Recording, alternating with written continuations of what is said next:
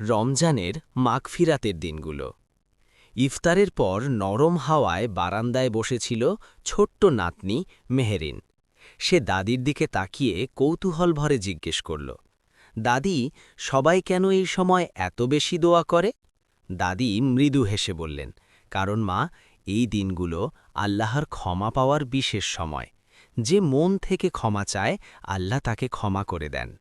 মেহেরিন একটু লজ্জা পেয়ে বলল, আমি আজ রাগ করে বন্ধুর সাথে খারাপ কথা বলেছি, আমার কি ক্ষমা হবে? দাদি স্নেহ ভরে তার হাত ধরলেন, অবশ্যই হবে, যদি তুমি সত্যি মনে অনুতপ্ত হও এবং আর এমন না করার প্রতিজ্ঞা করো। সেই রাতে মেহেরিন নামাজ শেষে চুপচাপ হাত তুলল, হে আল্লাহ, আমাকে মাফ করে দিন, আমি ভালো মেয়ে হতে চাই। দাদি দূর থেকে তাকিয়ে শান্তি অনুভব করলেন।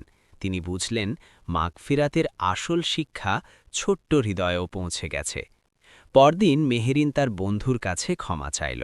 দাদি হাসি মুখে বললেন, এই তো আসল মাগফিরাত, ভুল বুঝে নেওয়া আর নিজেকে ঠিক করা।